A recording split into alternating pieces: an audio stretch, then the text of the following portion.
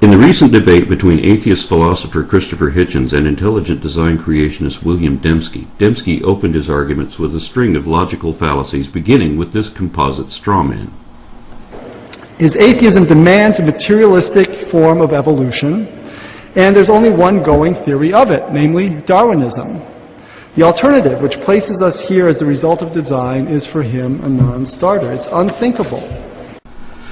Of course, atheism doesn't demand anything. We have neither the need to believe nor the required defensive belief that religion does. Nor does atheism necessarily dismiss design. But scientists cannot honestly assert that which has never been indicated, and atheism only says that theists haven't justified the assertions that they make. Dembski also lied about what he called Darwinism and also about the definition of evolution. At one point he says, evolutionary ideas go back a long way. They don't take precisely the form of Darwinism, but if you are an atheist, that's really the only game in town. Matter, the natural world, has to organize itself. And if you look at the old creation myths, Enuma Elish, the Greek creation myths, Hesiod's theogony, what you find are natural forces, the cosmic egg, the waters, Tiamat and Apsu, sweet and salt waters in the Babylonian mythology, and they organize themselves, and then finally at the end you get Marduk, the prince of the gods. So you go from simplicity to complexity, and that's always the direction of evolution. This is another bald-faced lie, a whole bunch of lies rolled into one, in fact. Let me show you why. First of all, the Genesis fables go from simple to complex, yet obviously don't qualify as evolution, so Dembski's analogy is already absurd. But it gets worse than that when you read the other creation myths he mentioned, because they start out complex and actually simplify from there, opposite of what he said. It is true that anything which can be changed or revised can be improved and thus become more complex, not that increased complexity is necessary for evolution. But we know that mythologies have been retold many times over with subtle embellishments occasionally added, so these old stories have evolved in a sense, but not in the way that Dembski wants us to realize. First of all, Hesiod's theogony may be contemporary to Genesis 2, but Enuma Elish is the oldest creation myth known to archaeology and has many other myths associated with it, which are all older than the Bible, yet written by the very ancestors of the biblical authors. All these myths anthropomorphize natural events. Theogony gave human personalities to the earth and sky, while Enuma Elish declares a river to be the masculine lover of a feminine sea. Likewise, the Bible's book of Proverbs personifies wisdom as though she were a goddess. This is how most gods were created. But now let's look at what these stories actually say. In the Greek creation myth, we see that the same prophecy is shared at the birth of Zeus as with Moses and Jesus, that the child shall overrule the current lord if not killed in infancy. The men of the earth were also cursed by the God of gods for their discovery of forbidden knowledge. Whether it is the acquisition of fire or the release of evil from Pandora's box, there are parallels to Genesis 2. But theogony shows parallels with the New Testament too, because the god Prometheus is crucified to atone for the sin of man. Enuma Elish describes the creation in 6 generations of gods recorded on 7 tablets. The 6th divine generation included Marduk, who created men to complete their work so that future generations, beginning with the 7th, could rest. Even the method of creation is similar to Yahweh's creation of Eve in Genesis 2. The creation of the first men and women in Genesis 1 is paralleled by another pre-biblical myth, the Epic of Atrahasis, wherein clay figurines are washed in the blood of a god who was sacrificed that they might come to life. All of these evidently inspired the familiar revisions which are eventually compiled into the Bible. None of them are remotely evolutionary or materialist, and all of them are quite the opposite of everything Dembski said they were. A professor of philosophy with degrees in both theology and psychology has no excuse for an error of this magnitude, especially when... My dad was a biologist. He taught evolutionary biology. When Hitchens took the floor again, he accurately observed that Western monotheism has always been initially hostile to significant revelations of science until these became so humiliatingly obvious that even those in the business of denying reality were forced to accept them.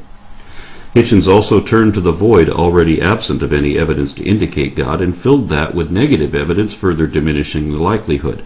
Things like universal chaos, rampant extinctions, various examples of scriptural and practical contradictions inherent in the common assumptions of Abrahamic theism. But in defense of evolution, Hitchens usually cited Christian evolutionists, preemptively disproving some of Dembski's predicted allegations, although Dembski still went on to make those accusations anyway. Most importantly, Hitchens argued for the value of objective analysis, which he described as evidence against interest.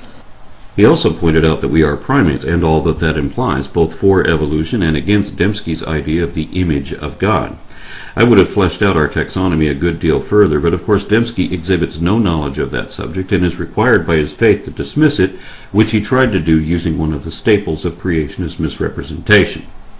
I think there's a fair amount of common ancestry, but I'm certainly not an advocate of universal common ancestry. I just don't think the fossil record bears that out. I think the Cambrian explosion is a perfect example where you have just you have these forms which are just there, poof, and there are no precursors. The Cambrian is the first period of the Paleozoic era. It's a span of about 50 million years wherein the earliest forms of all the current phyla appeared and many more were already extinct by the end, and it ended hundreds of millions of years ago, before there were any mammals, reptiles, amphibians, or anything else of that sort. Not even sharks, insects, or recognizable plants existed yet, but Dembski expects us to believe that Bambi and Thumper and Curious George were suddenly poofed into a world of trees and flowers and chirping birds out of nothing all at once.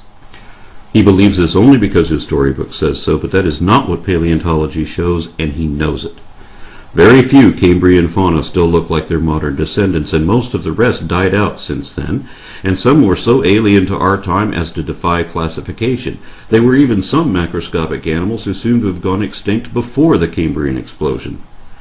How is any of that either inconsistent with evolution or supportive of intelligent design? How is it that animals as complex as trilobites and brachiopods could spring forth so suddenly, completely formed without a trace of their ancestors in the underlying strata? Trilobites are the earliest members of a clade which today includes horseshoe crabs, scorpions, spiders, mites, and a handful of other horrors, none of which yet existed in the Cambrian, or they existed but were not yet fully formed. All these groups were derived during the Cambrian, along with Eurypterids and aglaspids, earlier xiphosaurs with a dozen or so eyes on their tails of all places, and many other crazy things which survived that age, and all of them are found in a chronological sequence implying stages of development from trilobites. Even if we forget about all these subsequent or descendant groups, the family of trilobites alone eventually grew to include roughly 15,000 species, and those are just the ones that are still recognizable as trilobites. Yet all of them were already gone millions of years before the first dinosaurs appeared. How is that inconsistent with evolution, or indicative of a divine design? And incidentally, trilobites do have Precambrian precursors in the underlying strata. It's a not quite trilobite, not fully formed. It doesn't even have eyes yet. So Dembski is definitely lying when he tries to cite the Cambrian explosion as either a challenge to evolution or indicative of design, and he can't pretend not to know better because... I was raised in a largely secular home, a biologist father who taught evolutionary biology. Ultimately, Hitchens hit Dembski with one of my favorite questions, wherein he lists some of the other facts of evolution and cosmology, which we can actually prove to be true of our position, and challenged his opponent to do the same. What is true of your view? Of course, Dembski had no way to answer this question, so he ignored it too. He quite wrongly assumed that Hitchens' rejection of God was a result of accepting evolution. As I have already shown, this is the first and foremost of the foundational falsehoods of creationism. Dembski based his entire presentation on his own rejection of evolution. He denies evidence of any type, all on the same excuse that that doesn't prove anything. Thus he ignores everything which only evolutionary science can explain, while forgetting that his religious alternative explains nothing.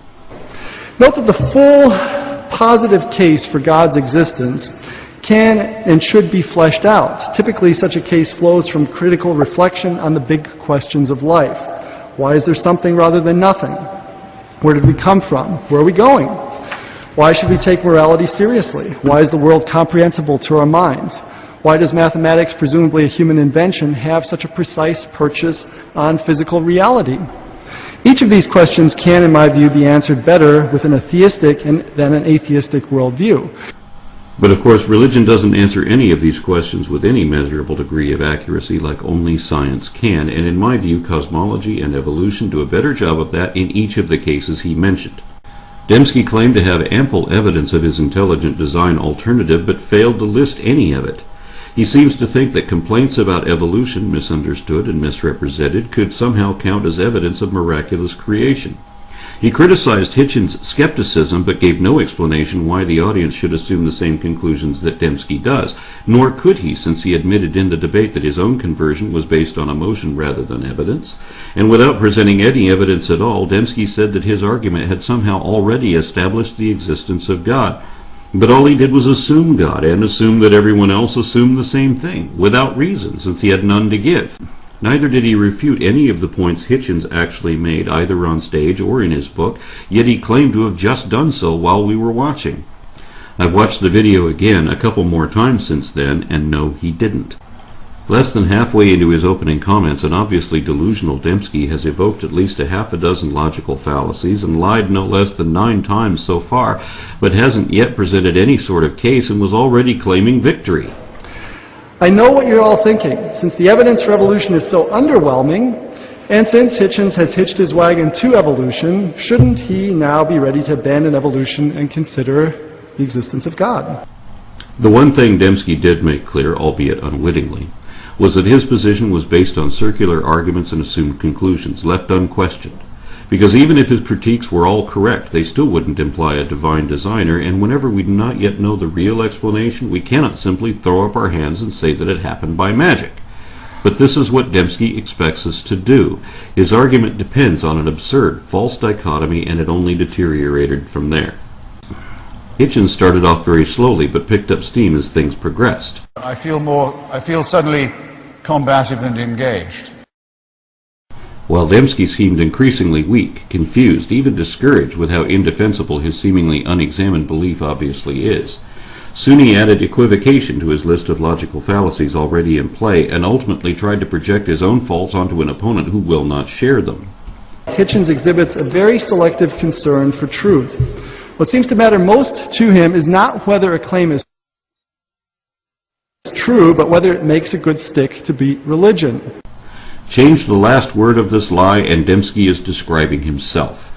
In short, Dembski's comments were entirely empty, yet the audience of this church sometimes applauded him anyway, especially when he praised his sickness as though it were the cure. Dembski apologized for the evils ordered or condoned by God throughout the Bible, but failed to realize the obvious implications of that.